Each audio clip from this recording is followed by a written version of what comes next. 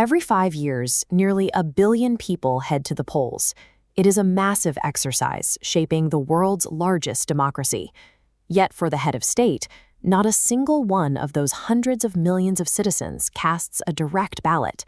If India relied entirely on a direct popular vote, the density of a few massive states like Uttar Pradesh or Maharashtra would permanently drown out the voices of smaller regions.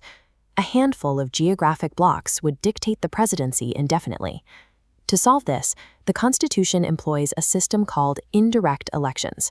Instead of voters choosing the executive directly, the power is routed through state peppermints, giving every region a voice in the national outcome. The framework is engineered to bypass simple majority rule. By positioning individual states as load-bearing pillars, the system prioritizes geographic representation alongside the national population. The Rajya Sabha functions as Parliament's permanent house.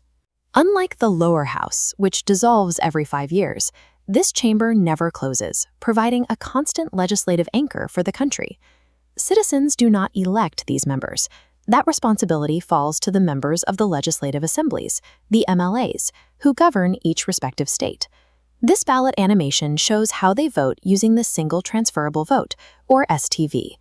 Instead of checking a single box for one winner, MLAs rank their choices in order of preference, first, second, and third. To secure a seat, a candidate must cross a mathematical threshold of first-choice votes known as the quota. Once they hit this number, they are guaranteed a win. If a candidate receives more votes than the quota requires, their surplus votes aren't wasted. They automatically transfer to those voters' second choices. The same transfer happens if the candidate with the lowest vote count is eliminated. This underlying math prevents a single, massive political party from sweeping every seat in a state. By passing votes down the ballot, STV ensures that minority political voices achieve proportional representation. Think of it like a school election.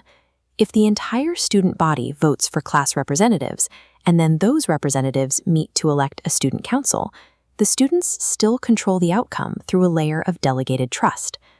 This principle of delegated trust is how the entire system scales up to choose the President of India. Looking at this structural hierarchy chart, you can see how the Presidential Electoral College merges the national and state levels. The voting body is formed by combining the elected members of Parliament with the elected MLAs from every state. However, there is a strict rule of exclusion.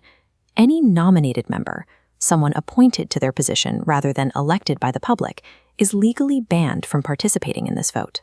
The vice president's election works differently. Because their primary role is to chair the Rajya Sabha, their electoral college is drawn exclusively from the national level, consisting of all MPs, whether elected or nominated. This filtering process requires the candidate to secure support from across the federal map. It forces the presidency to rest on the dual approval of national and state legislators, leaders who hold a direct elected mandate from the citizens.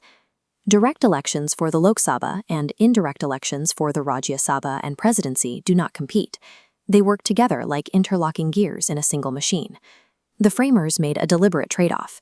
Direct elections provide a rapid popular mandate, while indirect elections guarantee long-term stability and protection for minority regions.